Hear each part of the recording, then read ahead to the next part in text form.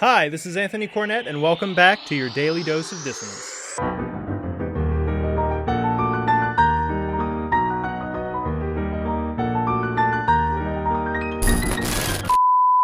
In this final episode of Dissonant Radio, I'd like to pay tribute to one of my favorite musicians, Jordan Rudess. Jordan came into prominence in the late 90s when he joined the progressive metal band Dream Theater, and since then, his playing has captivated audiences all over the world. Combining classical virtuosity with cutting-edge synth prowess, Jordan is the quintessential keyboardist of our time. Quite frankly, the world of keyboard playing has never seen anything quite like him. Often, when people talk about Jordan, the main thing I hear mentioned is his virtuosity.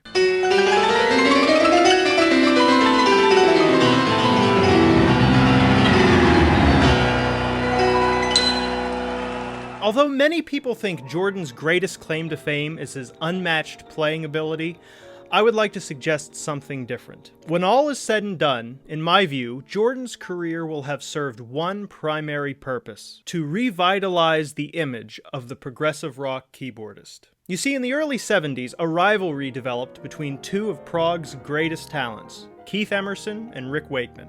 Both men exhibited talents that, up until that point, were just simply never seen in rock. Between the two of them, both Keith and Rick shattered the idea that rock keyboardists were simply musical leftovers that couldn't cut it in the world of either classical or jazz piano. The problem is, once that rivalry simmered down towards the end of the late 70s, the whole conception of the prog rock keyboardist plateaued for a while. It wasn't that other keyboard players weren't good, far from it, but the magical rivalry and talent of Emerson versus Wakeman just seemed unsurpassable. The 80s and 90s just didn't see anyone to carry the mantle set by either Keith or Rick. Well, fast forward, and during the late 90s, the prog metal band Dream Theater were in a bit of a rut, and needed a real shot in the arm to motivate their efforts. Bringing Jordan on board as their full-time keyboardist did more for them than anything imaginable. Now, Jordan always had a seismic talent, but until that point, he simply never found the perfect vehicle for which to display it.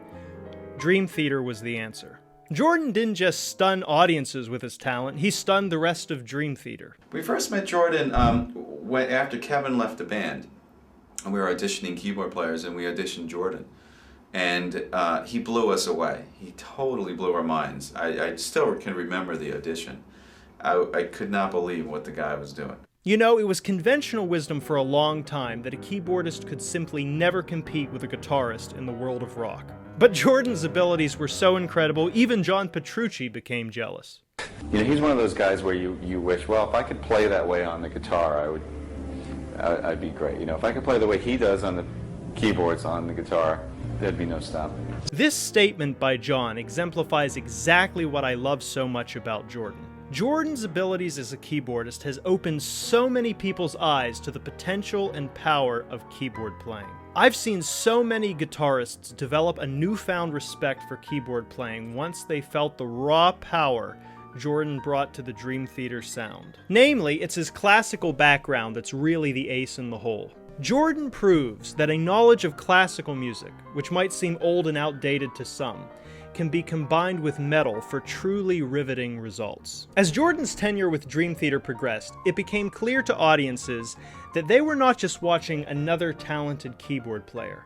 They were watching something they had been waiting to see for 20 years. A keyboard player whose talent and originality could finally pick up where the Emerson-Wakeman rivalry had left off. Now, in the world of academia, both classical music and jazz are both deeply respected styles, but the same really can't be said of metal. For this reason, Jordan may never get the far-reaching respect he would if he was, say, an equally talented jazz pianist. Nonetheless, for those perceptive enough to listen, Jordan is absolutely one of the most gifted keyboardists of our time. More than that, though, he has managed to rekindle the passion of countless keyboardists and reinvigorate what was once thought to be an art form buried in the past. Through his talent and dedication to his craft, Jordan is a true legend of our time. This is Anthony Cornet, and you're listening to Dissonant Radio.